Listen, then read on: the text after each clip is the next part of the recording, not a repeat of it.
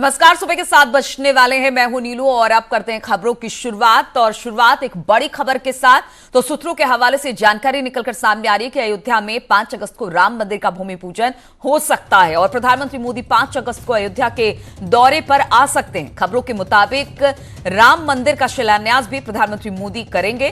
तो बड़ी खबर कही जा सकती है। आज जो मीटिंग होनी है वो काफी अहम मानी जा रही है अयोध्या में। और अब एक बात निकलकर सामने आ रही है कि अयोध्या में 5 अगस्त को राम मंदिर का भूमि पूजन हो सकता है और प्रधानमंत्री मोदी 5 अगस्त को अयोध्या के दौरे पर आ सकते हैं। खबरों के मुताबिक राम मंदिर का शिलान्यास भी प्रधानमंत्री नरेंद्र मोदी ही करेंगे।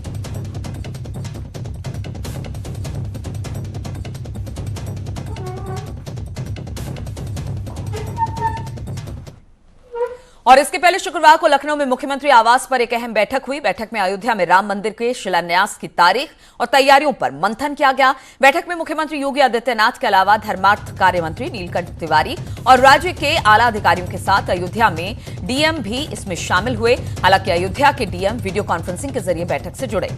बैठक में प्रधानमंत्री मोदी द्वारा मंदिर के शिलान्यास की तैयारियों को लेकर चर्चा हुई।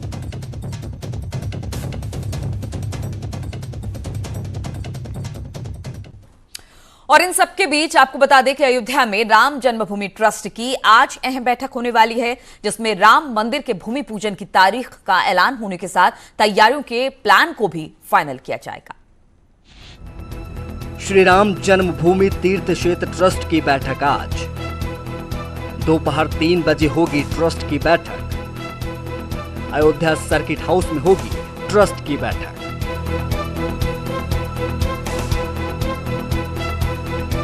रामलला के भव्य और दिव्य मंदिर निर्माण के लिए भूमि पूजन और आधारशिला रखने के लिए श्री राम जन्मभूमि तीर्थ क्षेत्र ट्रस्ट की महत्वपूर्ण बैठक आज होने वाली है, जिसमें ट्रस्ट शिलान्यास की तारीख का ऐलान करने के साथ साथ पीएम मोदी के अयोध्या आने के कार्यक्रम की जानकारी दे सकता है। बैठक में ट्रस्ट के 15 सदस्य शामिल होंगे, जिसमें ट्रस्ट के 12 सदस्य अयोध्या में मौजूद रहेंगे। कोरोना को देखते हुए बैठक में सोशल डिस्टेंसिंग का पूरा ख्याल रखा जाएगा। माना जा रहा है कि पीएम मोदी अगस्त के पहले सप्ताह में 5 तारीख को मंदिर का शिलान्यास कर सकते हैं। 3 बजे होने वाली बैठक के बाद ट्रस्ट के चेयरमैन नृपेंद्र मिश्रा तारीख का ऐलान करके तैयारियों की जानकारी देंगे। एक टेंटेटिव एजेंडा रहता है, सरकारों में भी हर चीज हर समय फाइनल नहीं होती, उसमें जोड़ती रहती है, कटती रहती है। 18 तारीख की ट्रस्ट की बैठक में अंतिम निर्णय होगा। क्या मोदी जी का जो कार्यक्रम का अंतिम हुआ है वो मोदी जी अंतिम रूप देंगे? हैं? क्या मोदी जी आ सकते हैं सर 3, 4, 5 तारीख को? 18 तारीख को फैसला होगा। ट्रस्ट की बैठक में शामिल होने के लिए चेयरमैन नृपेंद्र मिश्रा समेत सभी सदस्य पहले ही अयोध्या पहुंच गए हैं। आइए अब हम आपको बताते हैं कि ट्रस्ट की बैठक में आखिर क्या होगा। ट्रस्ट की बैठक में मंदिर के शिलान्यास की तारीख का ऐलान होने के साथ साथ शिलान्यास का पूरा प्रोग्राम तैयार होगा। साथ ही ट्रस्ट के सदस्यों को तैयारियों को लेकर जिम्मेदारी दिए जाने की उम्मीद है। वहीं पीएम के हाथों शिलान्यास होने पर सुरक्षा और इंतजामों पर चर्चा होगी। साथ ही पीएम के आने के प्रोग्राम पर भी ट्रस्ट के सदस्य बातचीत करेंगे। इच्छा होगी वो राम मंदिर के साथ साथ राष्ट्र मंदिर होगा और इस समय निर्विवाद रूप से हमारे प्रधानमंत्री राष्ट्र नायक है, उनके हाथों यदि भूमि पूजन होता है तो उससे सर्वोत्तम कुछ हो नहीं सकता। पीएम मोदी के अयोध्या आकर शिलान्यास करने की खबरों से संत समाज काफी खुश है। संतों का कहना है कि पीएम जल्द आकर मंदिर का शिलान्यास करें और सबके सपने को साकार करें। इतने वर्षों के बाद आदेश आया है भव्य और दिव्य श्री राम जन्मभूमि मंदिर निर्माण हो, इसके लेकर अयोध्या के साधु संत और आम जनमानस भी एक उत्साह है कि जल्द ही भव्य और दिव्य राम जन्मभूमि मंदिर निर्माण हो और माननीय प्रधानमंत्री जी भी उसमें आवे भूमि पूजन में। लेकिन ट्रस्ट की बैठक है, हम लोगों को उम्मीद हम लोग लगाए हैं, क्योंकि पूरा देश और पूरा विश्व के आम जनमानस की निगाह अयोध्या पर है और वो लोग आएंगे अयोध्या दर्शन करने के लिए। ट्रस्ट के पदाधिकारियों के साथ साथ राम मंदिर निर्माण समिति के चेयरमैन नृपेंद्र मिश्र भी बैठक में शामिल होंगे। बैठक में इस बात का निर्णय लिया जाएगा कि राम जन्मभूमि का शिलान्यास किस दिन हो। निर्माण को लेकर प्रधानमंत्री नरेंद्र मोदी को किस दिन अयोध्या बुलाया जाए, यह भी ट्रस्ट में निर्णय लिया जाएगा। देखना ये होगा कि किस दिन प्रधानमंत्री नरेंद्र मोदी शिलान्यास के लिए अयोध्या में होंगे। के बी शुक्ला, न्यूज 18 अयोध्या। और इस खबर पर लगातार भी हमारी नजर बनी हुई है। अयोध्या से इस वक्त अनामिका हमारी सहयोगी जुड़ गई हैं फोन लाइन पर। अनामिका, आज ये बैठक जो होने वाली है कितने बजे शुरू होगी, कौन कौन लोग इसमें शामिल होंगे और राम जन्मभूमि के शिलान्यास को लेकर कितना अहम माना जा रहा है इस बैठक को? देखिए, अयोध्या में अभी फिलहाल जो आज बैठक होने वाली है वो दोपहर के बाद यानी कि 3 बजे से शुरू होगी ये बैठक। और इस बैठक में करीब जो 15 सदस्य हैं राम जन्मभूमि तीर्थ क्षेत्र ट्रस्ट के, और सभी सदस्य इस पूरी बैठक में मौजूद रहेंगे। और बैठक के बाद ये बताया जा रहा है कि प्रेस कॉन्फ्रेंस के जरिए ऐलान किया जाएगा। हालांकि जिस तरीके से तैयारियां की जा रही हैं और हमें जो चर्चाएं मिल रही हैं सूत्रों के अनुसार, उसके मुताबिक ये कहा जा रहा है कि जो श्रावण पूर्णिमा की जो तिथि होगी उस पर प्रधानमंत्री मोदी को आमंत्रित करने की योजना बनाई जा रही है। हालांकि ट्रस्ट की जब बैठक आज होगी तो उस बैठक में कोरोना को देखते हुए तमाम पॉइंट पर चर्चा की जाएगी, जिसके बाद प्रेस कॉन्फ्रेंस के जरिए बड़ा ऐलान किया जाएगा। अगर बात करें पीएम मोदी के आगमन को लेकर के, तो बेशक पीएम मोदी के हाथों से शिलान्यास और राम मंदिर के निर्माण को लेकर के ये बहुत ही ज्यादा संतों को लेके इसको लेके उत्साह है। और इससे पहले भी पीएम मोदी को एक पत्र लिखा जा चुका है। बीच में बैठक हो नहीं पाई कोरोना की वजह से, और चूंकि आज ये बैठक हो रही है तो श्रावण पूर्णिमा की जो तिथि है अगस्त के महीने में, अगस्त के पहले हफ्ते में, ये तिथि काफी महत्वपूर्ण मानी जा रही है। और प्रयास ट्रस्ट का ये है कि शिलान्यास के बाद मंदिर के निर्माण का जो रास्ता है वो साफ हो सके और रफ्तार मिल सके निर्माण को, जिसके लिए ये आज की जो बैठक होगी वो काफी महत्वपूर्ण होगी। बिल्कुल, संत समाज की इच्छा जो है अनामिका, वो बहुत दिनों से है कि जब भी शिलान्यास हो प्रधानमंत्री के हाथों ही हो।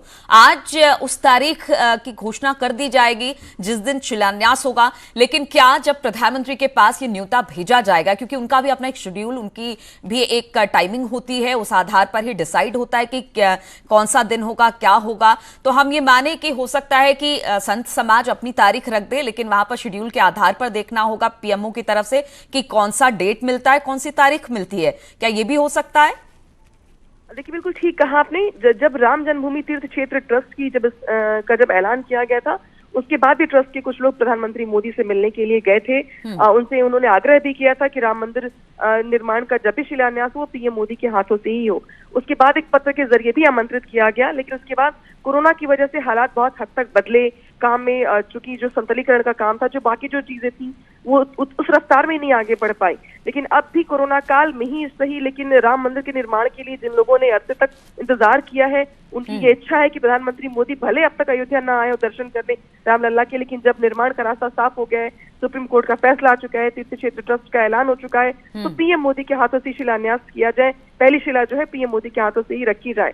हालांकि बिल्कुल ठीक कहा आपने कि शेड्यूल होता है पीएम मोदी का अलग से, और चूंकि कोरोना काल चल रहा है तो अगर प्रधानमंत्री मोदी आते हैं तो बहुत सारे एहतियात इंतजाम भी देखने होंगे। देश भर के साधु संत, देश भर के शंकराचार्य, सांसद, मंत्री, बहुत सारे लोगों के आने की भी संभावना होगी। तो क्या सरकार, यूपी सरकार इस तरीके से तैयार है कि इस पूरे लॉकडाउन में या कोरोना काल में पीएम मोदी का कोई कार्यक्रम? बिल्कुल, तो इस लिहाज से अनामिका ये बैठक और भी अहम हो जाती है। आप देखना होगा कौन सी तारीख निकाली जाती है, प्रधानमंत्री इसको मंजूरी देते हैं, वो आते हैं कि नहीं आते हैं। तो आज इस बैठक पर हमारी नजर रहेगी, आपसे लगातार अपडेट लेते रहेंगे। फिलहाल बहुत बहुत शुक्रिया हमारे साथ जुड़ने के लिए। तो इंतजार की घड़ियां अब खत्म हो गई हैं और अब राम मंदिर का शुभ मुहूर्त आ गया है। ट्रस्ट की आज बैठक होने वाली है जिसमें भूमि पूजन और शिलान्यास का मुहूर्त सबके सामने आने वाला है। आ गई मंदिर की शुभ घड़ी, शिलान्यास का शुभ मुहूर्त आ गया। मुहूर्त आने वाला है, मंदिर बनने वाला है। पीएम मोदी आएंगे, शिलान्यास की तारीख तय। मंदिर निर्माण का final action plan.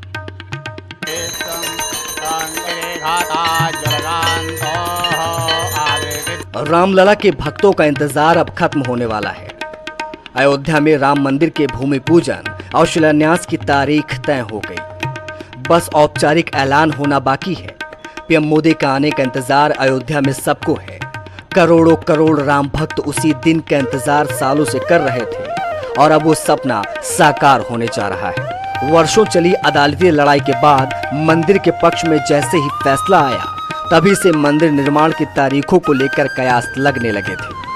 Shri Ram Janmabhoomi Teerth क्षेत्र ट्रस्ट की अयोध्या में होने वाली बैठक में ट्रस्ट के सदस्य भूमि पूजन की तैयारियों की रणनीति के साथ तारीख का ऐलान करेंगे।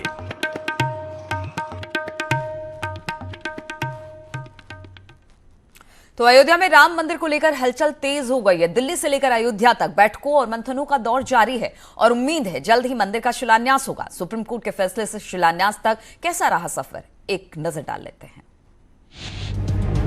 9 नवंबर 2019 को आया सुप्रीम कोर्ट का फैसला।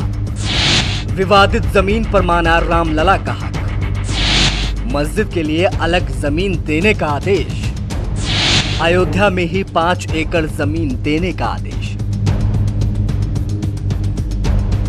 100 साल से भी ज्यादा पुराने विवादित अयोध्या राम मंदिर के मामले का पटाक्षेप 9 नवंबर 2019 को उस वक्त हुआ जब सुप्रीम कोर्ट ने विवादित जमीन पर रामलला विराजमान का हक माना, जबकि मुस्लिम पक्ष को अयोध्या में ही अलग मस्जिद निर्माण के लिए 5 एकड़ जमीन देने का आदेश दिया।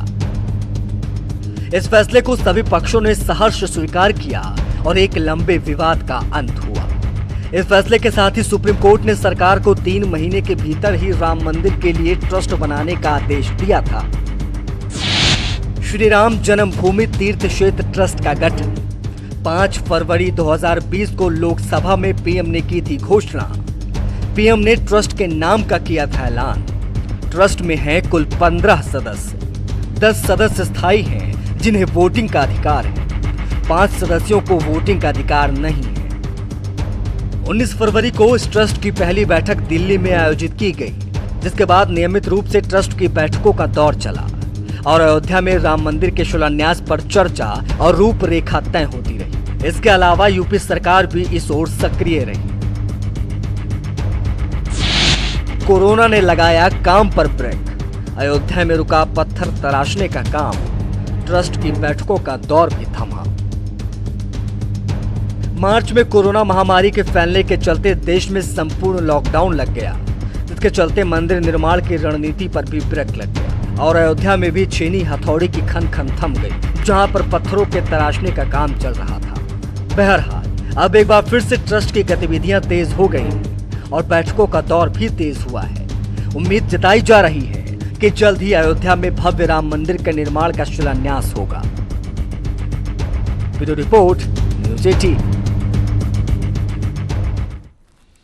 और यूएन की 75वीं सालगिरह की पूर्व संध्या के मौके पर प्रधानमंत्री मोदी ने यूएन को संबोधित किया। इस मौके पर प्रधानमंत्री मोदी ने कहा कि हम सभी प्राकृतिक आपदाओं से लड़े, गरीबों के लिए सरकार ने घर बनाए, भारत ने सार्क कोविड फंड बनाया, गरीबों के लिए आयुष्मान योजना लेकर गया। तो ये तमाम बातें यूएन के मंच से प्रधानमंत्री ने कही। This year we celebrate the 75th anniversary of the founding of the United Nations. It is an occasion to recognize the UN's many contributions to human progress. It is also an opportunity to assess the UN's role and relevance in today's world and to shape a better future for it.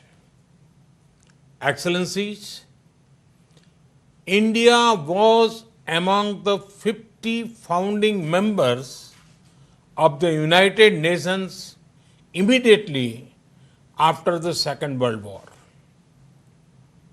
A lot has changed since then. Today, the UN brings together 193 member countries. We have tried to make the fight against the pandemic a people's movement by combining the efforts of government and civil society. We have given the highest priority to reach benefits to poor households. We have announced a package of more than $300 billion. It will bring the economy back on track, build modern infrastructure, and put in place a technology-driven system. We have put forward a vision of Atmanirbhar Bharat, a self-reliant and resilient India integrated with the global economy. Excellencies, India firmly believes that the path to achieve sustainable peace and break के बाद एक बार फिर से आप सभी का स्वागत है। तो शुक्रवार देर शाम ऐश्वर्या राय बच्चन और बेटी आराध्या को बुखार आने की वजह से नानावटी अस्पताल में भर्ती कराना पड़ा। कोरोना पॉजिटिव होने की वजह से अब तक ऐश्वर्या और उनकी बेटी आराध्या जलसा बंगले में ही क्वारंटीन थी, लेकिन अचानक तेज आए बुखार की वजह से दोनों को अस्पताल में भर्ती कराना पड़ा।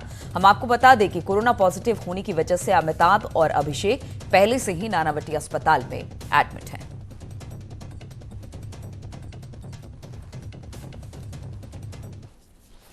गोरखपुर कैंट पुलिस ने वाहन चोरों के शातिर गैंग का खुलासा किया है। सरगना प्रिंस तिवारी समेत पुलिस ने 2 वाहन चोरों को गिरफ्तार किया। गिरफ्त में आए बदमाशों की निशानदेही पर पुलिस ने चोरी के 5 बाइक बरामद किए। मामले का खुलासा करते हुए सीओ कैंट सुमित शुक्ला ने बताया कि यातायात तिराहे पर वाहन चेकिंग के दौरान बाइक सवार 2 संदिग्ध युवक हिरासत में लिए गए थे। कड़ाई से पूछताछ करने पर उन्होंने अपना जुर्म कबूलते हुए शहर के रीजनल स्पोर्ट्स कॉलेज और सिविल लाइन एरिया से कुल 5 बाइक चोरी करने की बात बताई। कल शाम के टाइम यातायात तिराहे पर चेकिंग की जा रही थी। उसी समय एक सूचना मिली कि कुछ लोग चोरी की मोटरसाइकिल से जा रहे हैं। इन पे जब उनको पकड़ा गया तो ये लोग जिस गाड़ी से थे उससे पूछताछ की गई, वो गाड़ी चोरी की थी। फिर इसकी निशानदेही पर जब इनसे और थोड़ा पूछताछ की गई तब पता चला ये लोग चोरी की गाड़ी चुराते हैं, उसको भिन्न भिन्न जगह ले जाके बेचते हैं। इनकी निशानदेही पर रीजनल स्पोर्ट्स कॉलेज के पास में इसकी गाड़ी पकड़ी गई थी। फिर सिविल लाइन क्षेत्र में 4 गाड़ी और बरामद की गई, तो कुल 5 गाड़ियां इनकी निशानदेही पे बरामद की गई, जिसमें से 3 गाड़ियों को ट्रेस कर लिया गया है। एक गाड़ी हमारे 906 से चोरी हुई थी, उसके मालिक को बता दिया गया। एक कैंट में ही मुकदमा लिखा है और एक गाड़ी मुंडेरवा से बस्ती से चोरी हुई थी, वो भी कनेक्ट हो गई, उनको भी सूचित कर दिया गया है। शेष जो अन्य 2 गाड़ियां उनके मालिक पता कर लिए गए हैं, उनको भी जल्दी से जल्दी ट्रेस करने की कोशिश की जा रही है। और गोरखपुर में लगातार बारिश की वजह से नदियों का पानी उफान पर है। ऐसे में एहतियात के तौर पर एसएसपी डॉक्टर सुनील गुप्ता ने डोमनगंड बंधे का मुआयना किया। इस दौरान एसपी सिटी और सीओ कोतवाली के साथ एसएसपी ने हालात का जायजा लिया। और लगातार पानी बढ़ रहा है, तो पुलिस को इस मामले में सतर्क किया गया है। गोरखपुर में सभी थाने चौकियों को अलर्ट किया गया है और कुछ जगहों पर बाढ़ चौकियों की व्यवस्था करी गई है। पुलिस थानों में हिसाब रखा गया है, कितनी नावें कितने नाविक तैयार हैं। एसडीआरएफ और एनडीआरएफ को भी अलर्ट पर रखा गया है। आप देख रहे हैं कि ये डोमनगढ़ ब्रिज है और पानी काफ़ी हद तक के बढ़ा हुआ है, कई गाँव के आसपास पानी है। फिलहाल सतर्कता बनाए रखी जा रही है और ये यहाँ पर अभी रोहिन नदी और राप्ती का संगम है, वहाँ भी आप देख सकते हैं कि बाग और काफ़ी हद तक के पानी बढ़ गया है। तो ये तमाम खबरों के साथ इस बुलेटिन में फिलहाल इतना ही। आगे देखिए उत्तराखंड एक्सप्रेस।